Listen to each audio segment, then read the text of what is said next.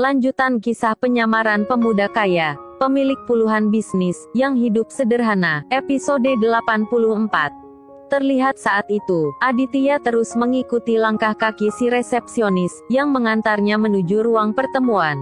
Di sela langkah kakinya, Aditya terus mendengar percakapan dari ruangan tersebut, lewat handset yang melekat di telinga kirinya. Sementara di ruangan tempat diadakannya pertemuan, untuk membahas kontrak kerja sama antara Nico dan Pak Albert. Pertemuan itu pun telah mencapai puncak. Terlihat saat itu, Pak Albert mengeluarkan surat-surat kontrak kerja sama, yang harus ditandatangani oleh Nico. Di sela itu terdengar, Dika berkata, "Bagaimana Pak Nico?" Setelah mendengar pemaparan dari Pak Albert, dan para pebisnis senior yang ada di ruangan ini, apa Anda masih ragu, untuk menandatangani surat kontrak itu? Dengan menjalin kerjasama dengan kami, bisa Anda bayangkan, keuntungan yang akan Anda dapat, ucap Dika, lalu kembali berkata, orang-orang yang ada di ruangan ini, semuanya pebisnis yang sudah lama berkecimpung di bisnis hotel dan restoran. Jadi, dengan bekerja sama dengan mereka, Anda bisa sekaligus meminta solusi dan masukan, untuk lebih mengembangkan bisnis Anda, yang baru seumur jagung, ucap Dika, lalu kembali berkata, kalau enggak salah, belum genap 4 tahun kan, Anda masuk di bisnis ini. Waduh gengs, Dika mulai menganggap enteng Nico nih guys. Oh ya Pak Nico, dan satu hal lagi, para pebisnis ini, siap membantu Anda, untuk bersaing dengan kerajaan bisnis dari keluarga Winata. Dengan begitu, Anda akan dengan mudah, menjatuhkan bisnis keluarga Winata. Ya bisa Anda bayangkan, jika pesaing utama Anda telah jatuh.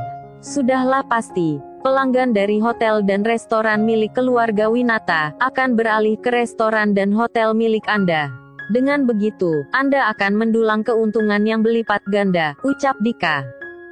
Seusai Dika menyelesaikan semua ucapannya, terdengar, Pak Albert berkata, betul apa yang dikatakan Dika, ucap Pak Albert, sembari menyodorkan kembali, lembaran-lembaran kontrak kerjasama, yang harus Nico tanda tangani. Di sela itu terdengar lagi, Pak Albert berkata, saya tahu. Pasti keraguan Anda, disebabkan oleh keluarga Nakamoto kan? Karena selama ini, dialah yang selalu membantu si Winata, dalam setiap bisnisnya. Kalau karena itu, Anda tidak usah khawatir, karena di ruangan ini, ada beberapa pimpinan dan manajer di perusahaan mereka, yang siap membantu kita, iya kan Pali, ucap Pak Albert. Mendengar ucapan itu, Pali yang tidak lain adalah salah satu pimpinan di perusahaan milik ayah Kenshin pun berkata, ya benar, saya beserta teman-teman saya, akan selalu siap membantu Anda, ucap Pali. Setelah itu terdengar, Dika kembali berkata, nah, semua sudah jelas, dan keuntungan sudah ada di depan mata Anda, jadi apalagi yang membuat kamu ragu, untuk menandatangani kontrak itu, ucap Dika. Terlihat saat itu, Pak Albert ingin kembali berkata. Namun, sebelum mengeluarkan sepatah kata pun, terlihat, pintu ruangan itu terbuka dengan perlahan.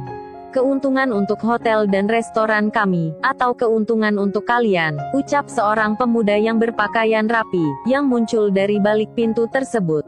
Mendengar ucapan itu, spontan, Pak Albert, dan rekan-rekan bisnisnya pun, langsung melihat ke arah datangnya suara. Dan alangkah kagetnya Pak Albert dan Dika, saat mengetahui, kalau yang berbicara itu adalah Aditya, pemuda yang selama ini mereka sebut gembel. Sementara Pali, dan rekan-rekan bisnis Pak Albert, yang baru pertama kali melihat Aditya, mereka pun, langsung bertanya pada Nico. Pak Nico, siapa pemuda ini? Apa dia salah satu dari relasi Anda, ucap Pali. Namun, belum sempat Nico menjawab pertanyaan itu. Terdengar, Pak Albert berkata, ngapain kamu di sini? Apa kamu pikir, dengan berpakaian rapi seperti itu, akan bisa merubah status kamu? Sekali gembel, tetap saja gembel, ucap Pak Albert. Mendengar ucapan Pak Albert, Pali pun, kembali melontarkan pertanyaan pada Pak Albert. Pak Albert, apa Anda kenal dengan pemuda ini? Pak Albert yang mendengar ucapan itu, ia pun berkata, ya, saya kenal baik dengan bocah gembel ini. Dia ini, anak yang dipungut oleh si tua Bangka Winata. Sepertinya, si Winata sadar akan kesalahannya, makanya dia mengusir anak ini dari rumahnya, dan mencabut semua hak ahli warisnya, ucap Pak Albert. Mendengar ucapan itu, Aditya sengaja diam, dan belum menyebut status jabatannya di hotel itu. Di sela ucapan Pak Albert, terlihat, Dika berdiri dari tempat duduknya, lalu melangkah menghampiri Aditya. Setelah tepat berhadapan dengan Aditya, Dika pun langsung berkata, "Wih, nih setelan nyewa di mana? Sepertinya mahal nih. Kira-kira, lu nya mampu enggak buat bayar sewanya?" ucap Dika, lalu kembali berkata, Tapi lu tenang aja, kalau lu enggak mampu bayarin sewa untuk setelan yang lu pakai sekarang, lu hubungi gua, biar gua yang bayarin." "Ya, hitung-hitung gua sedekahlah," ucap Dika, yang mulai meremehkan Aditya. Sementara Jasmine, mendengar ucapan Dika dan ayahnya, yang sudah kelewatan. Terdengar, ia berkata, "Dika, lu apaan sih?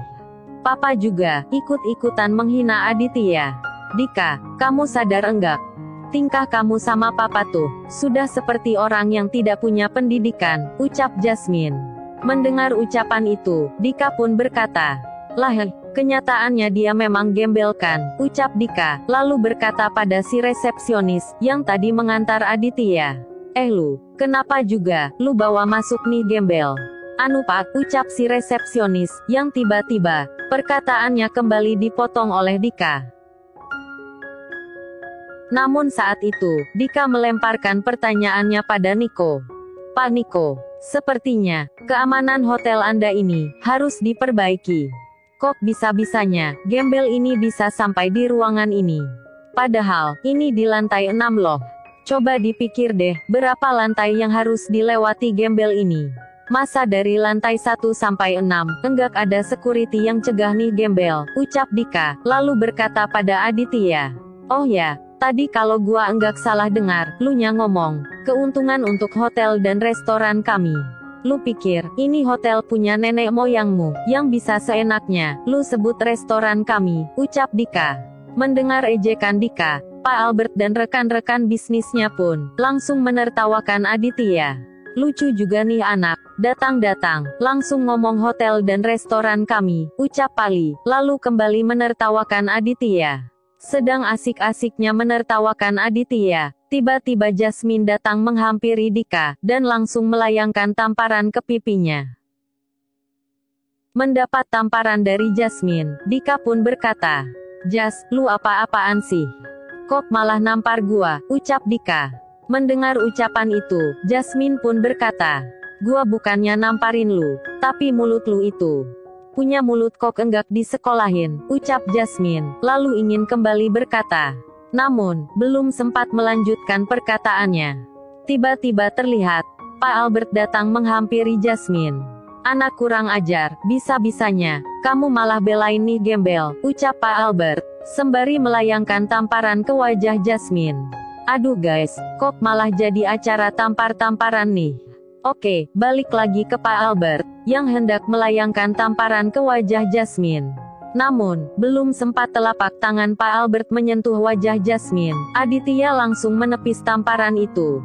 "Pak Albert, jaga sikap Anda. Apa hanya karena Dika, Anda sampai rela menyakiti anak kandung Anda?" ucap Aditya. Dika, mendengar Aditya menyebut namanya tanpa kata Pak. Ditambah lagi, melihat tangan kanan Aditya yang sedang menahan tangan Pak Albert, yang tadi hendak menampar Jasmine.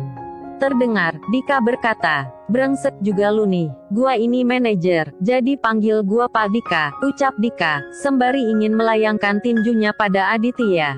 Namun tiba-tiba, Aditya mengangkat telunjuk kirinya, lalu berkata, "Terserah lu mau sebut gua gembel atau apa.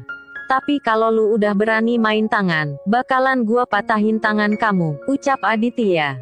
Terlihat saat itu, mata Aditya mulai memerah, akibat menahan emosinya. "Gawat, si Adit mulai emosi," gumam Niko saat itu. Sementara Dika, melihat mata Aditya yang mulai terlihat merah, nyalinya pun langsung ciut. "Nih gembel, seram juga kalau lagi marah," gumam Dika, lalu berkata pada Niko. "Pak Niko, kenapa Anda diam saja, melihat gembel ini berbuat seenaknya? Mendingan, sekarang panggil security, untuk mengusir dia dari ruangan ini. Mendengar ucapan Dika, Aditya pun berkata, "Nick, apa lu berani ngusir gua dari sini?" ucap Aditya. "Tuh, Pak Niko dengar sendiri, nih gembel enggak ada sopan-sopannya. Masa manggil Pak Niko seperti itu?" ucap Dika, mencoba mengasut Niko. Setelah itu terdengar lagi, Dika berkata, "Gembel, lu sadar enggak? Sedang berbicara dengan siapa? Dia itu Niko, miliarder muda, pemilik hotel ini, dan dia juga orang terkaya di negara ini. Jumlah kekayaan Pak Niko itu jauh melebihi kekayaan dari ayah angkatmu si Winata itu," ucap Dika, lalu ingin kembali berkata. Namun, belum sempat Dika berkata, tiba-tiba terdengar Aditya memotong perkataan itu. Lalu, bagaimana kelanjutan kisahnya? Nantikan setelah jeda iklan berikut ini. Oke, balik lagi ke cerita. Aditya yang mendengar Dika menyebut nama ayah angkatnya. Ia pun langsung berkata, "Pertanian, peternakan dan perikanan Winata Organic Farm, yang tersebar di 28 provinsi. Grand Hotel dan restoran Winata, total ada 6 yang berada di kota ini, dan lainnya tersebar di 27 provinsi. Produsen rempah-rempah dan minyak atsiri high class, yang khusus diekspor ke 35 negara di seluruh dunia. Supermarket, mall, department store, dengan nama Winata, yang tersebar di 27 ibu kota provinsi di negara ini. Dan yang terakhir, pusat perbelanjaan, yang kemarin baru saja diresmikan dengan nama singkatan AWN, yang kalau dipanjangkan menjadi Aditya Winata Department Store. Pemilik dari semua bisnis itu adalah saya," ucap Aditya dengan suara lantang. Mendengar ucapan Aditya, Dika, Pak Albert dan rekan-rekan bisnisnya pun kembali menertawakan Aditya, seolah tidak percaya dengan apa yang diucapnya. "Hahaha, sepertinya si gembel ini sudah tidak waras lagi. Efek terlalu lama sengsara," ucap Pali, lalu kembali menertawakan Aditya. Di sela tawa mereka, terdengar Niko berkata, "Benar, benar yang dikatakan Aditya," ucap Niko. Mendengar ucapan Niko, spontan, orang-orang yang tadi menertawakan Aditya pun langsung terbungkam. Setelah itu terdengar lagi, Niko berkata, "Orang yang kalian sebut gembel itu adalah Aditya Winata. Dia adalah teman baik saya, sekaligus pemilik bisnis yang saya kelola.